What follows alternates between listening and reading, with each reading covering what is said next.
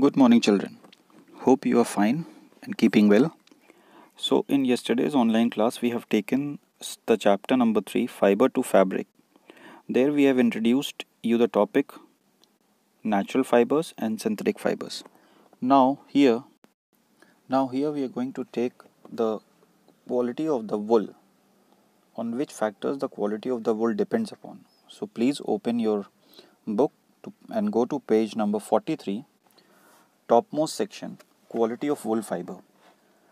Here in the first point it is given there the quality of the wool. मतलब quality क्या होती है, अच्छा वुल आपको मिलेगा कि खराब वुल होता है वो, ठीक है। तो हमको अच्छे वुल की बेस्ट क्वालिटी किससे मिलती है, जब हमारा जो एनिमल है दैट इज शीप, उसकी एज और उसकी हेल्थ कंडीशन, इन दो फैक्टर्स पे डिपेंड होता है हमारी quality of the wool.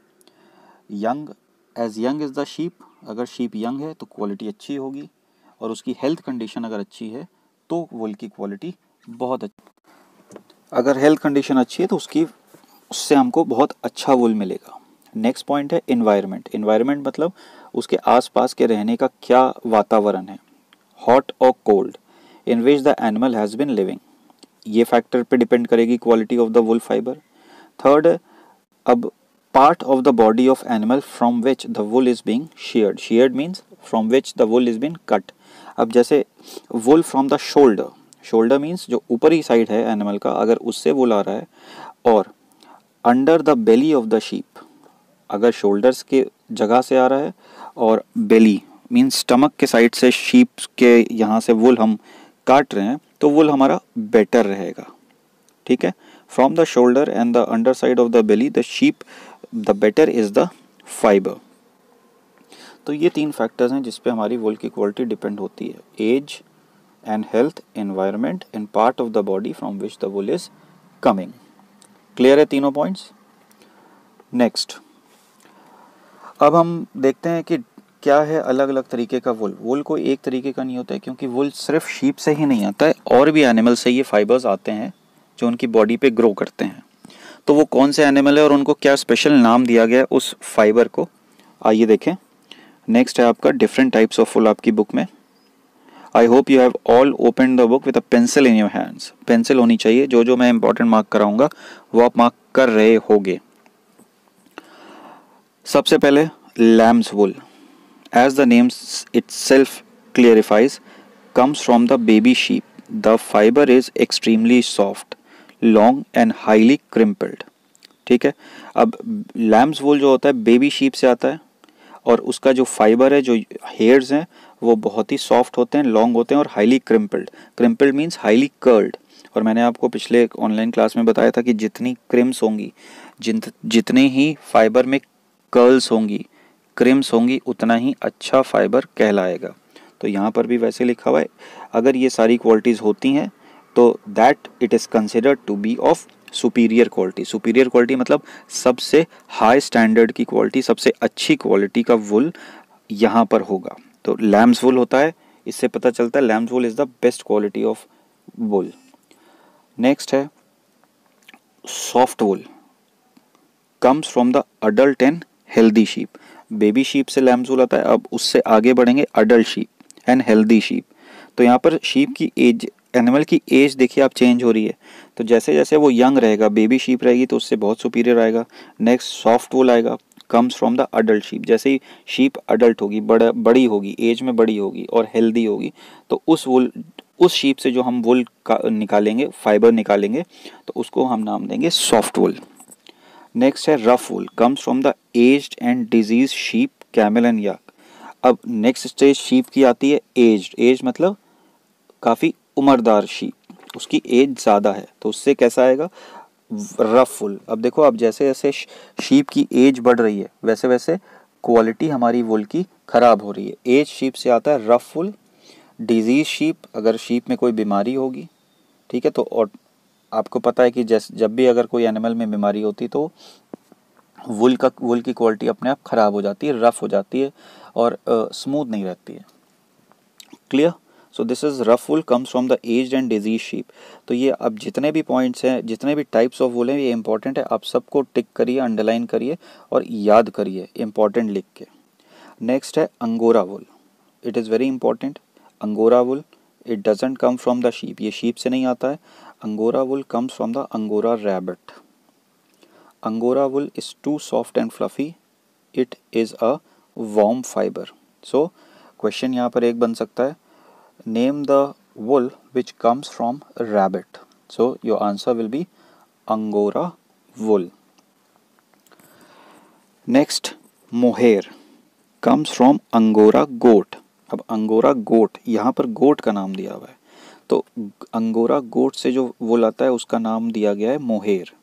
The wool is long and smooth. Clear? Angora rabbit से आता है अंगोरा वुल और अंगोरा गोट से आता है मोहेर। नेक्स्ट है मरीनो।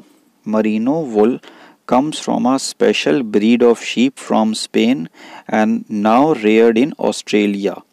ये sheep जो है, sheep पहले डेवलप्ड हुई थी स्पेन में, बट आज के समय में ऑस्ट्रेलिया में इसकी बहुत बड़ी तादाद है और वहाँ से ये मरीनो वुल आता है। ओरिजिनली ये फाउंड तो हुई थी स्पेन में, बट इसको एज टाइम पासेस इसको ऑस्ट्रेलिया ने एक्वायर कर लिया था और ऑस्ट्रेलिया बहुत बड़ा एक बिजनेस करता है इस मरीनो वुल का। क्लियर? अब मरीनो वुल की क्या क्या क्वालिटीज़ होती हैं? This wool is exceptionally soft. Exceptionally मतलब ये बहुत ही सॉफ्ट होता है, सबसे अलग हट के इसकी क्वालिटीज़ वैसी हैं, soft, fluffy and light in weight. ठीक है, तो ये तीन क्वालिटीज़ है मरीनो वुल की, अंडरलाइन कर लो, exceptionally soft, fluffy and light in weight. Australian merino wool is considered to be of superior quality, it is highly crimpled, मतलब इसकी जो कर्ली नेचर है वो लैम्स वुल से भी ज़्यादा अच्छा है।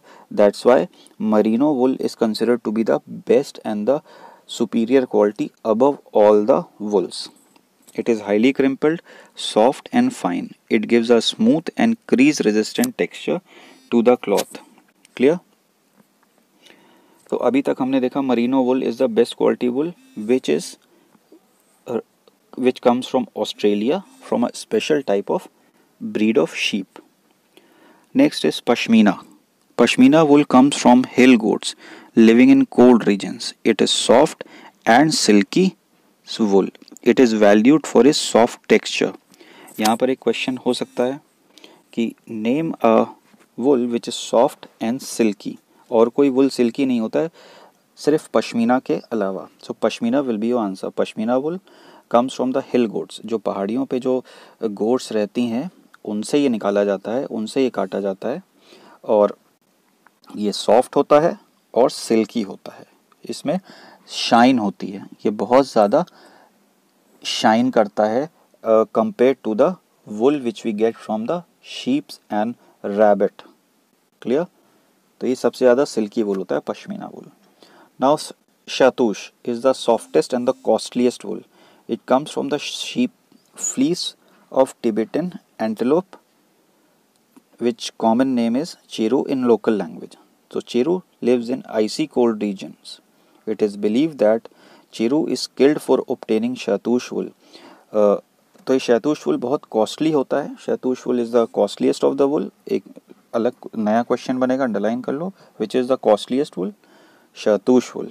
ठीक है, तो फर्स्ट लाइन आप अंडरलाइन करिए, shahtoosh is the softest and the costliest wool. किससे आता है? टिबेटियन एंटीलोप एक जानवर का नाम है, उससे आता है, जो कि हिली रीजन्स में, आइसी रीजन्स में, आइसी कोल्ड रीजन में, बहुत ठंडे इलाके में पाए जाते हैं। और क्योंकि ये कॉस्टली है, ये टिबेट से आता है। इस अब धीरे धीरे क्या हुआ कि ये जो एंटेलोप है, ये जो एनिमल है चिरू, इसकी बहुत ज़्यादा इसको मारने लगे इस वुल के लिए, क्योंकि ये वुल कॉस्टली होता है। तो गवर्नमेंट ने क्या किया? गवर्नमेंट ने इस वुल के ऊपर ही बैन लगा दिया, इस वुल के यूज़ को ही रोक दिया, ताकि ये जो एनिमल है इसको लोग किल ना करें, इसको मारे ना, और इसकी स्पीशीज़ जो है वो बची रहे इस प्लैनेट पे। ठीक है, तो चिरू से अब वुल नहीं निकाला जाता। Shahtoosh is now no more in existence. अब शैतूश का वुल नहीं आता है, क्योंकि गवर्नमेंट ने चिरू की किलिंग पे बैन लगा दिया, जिससे ये वुल आता है।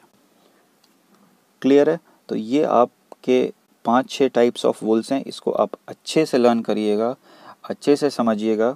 और इसमें एक चीज़ है कि इसकी वुल की क्वालिटी, वुल का नाम, name of the wool, type of the wool, from which animal it is obtained, and what are its special qualities. कौन सा लॉन्ग होता है, कौन सा थिन होता है, सॉफ्टनेस किस में होती है, फ्लफीनेस किस में होती है। ठीक है, अब इसमें से कुछ क्वेश्चंस आप 5 क्वेश्चंस आप अपने आप इस पोर्शन में से बनाओगे, quality of the wool fibre and different types of wool में। क्लियर? जो भी मैं ऑनलाइन क्लासेस कर रहा हूँ, अगर आपको कोई भी प्रॉब्लम है तो आप मेरे नेक्स्ट जो भी ये वीडियो बना के आपको लिंक भेजूंगा, इसमें कोई भी प्रॉब्लम है तो you can ask in my next online class. ठीक है, वैसे तो अगर आप ध्यान से ये वीडियो देखोगे, सुनोगे, समझोगे तो आपको कोई प्रॉब्लम ऐसा सच होनी नहीं है, बट इंस्ट्रक्शंस को अगर आप अच्छे से फॉलो करोगे तो आपको आगे बहुत ईजी होगा। क्वेश्चंस इसी में से आएंगे, क्वेश्चंस आप बनाओ, आप सीखो कैसे क्वेश्चंस बनाते हैं। देखो मैंने अभी पढ़ाया है, उसमें 1-2 आपको एग्जांपल्स बताए हैं कि कैसे क्वेश्चंस बनता है, वो आप अपने आप ट्राई करो कि इसके अलावा आप कितने और एक्स्ट्रा क्वेश्चंस बना सकते हो। And it is very easy to make questions. Science dip is all about how and way. ठीक है, हाउ कैसे होता है, क्यों होता है, वाई, हाउ, वे। अगर ये सब आपने दिमाग में रखिए 3-4 वर्ड्स, तो आप बहुत ही आसानी से एक एक लाइन से 2-2 क्वेश्चंस, 3-3 क्वेश्चंस अपने आप बनाने लगोगे। तो यही मेरे को आपको सिखाना है कि आप खुद क्वेश्चंस कैसे अपने आप बनाओ, क्योंकि मैं क्वेश्चंस इसी में से पूछा है मैंने, निकलेंगे इसी में से। कोई स्ट्रेट होंगे, कोई थोड़ा डिफ़िकल्ट होंगे, बट क्वेश्चंस इसी में से आएंगे। ठीक है, तो इस ऑनलाइन इस वीडियो के लिए, इस वीडियो क्लास के लिए यही टॉपिक है अभी। नेक्स्ट जब हम नेक्स्ट वीडियो बनाएंगे या ऑनलाइन क्लास लेंगे तो इसके नेक्स्ट वाला जो टॉपिक है that is processing of fleece, processing of wool, वो हम लेंगे। तो आगे आप उसको पहले से ही पढ़ लेना, समझ लेना, और ताकि आपको मेरे क्लास अटेंड करने में या वीडियो देखने में बहुत ईजी हो। ठीक है, okay, bye all of you.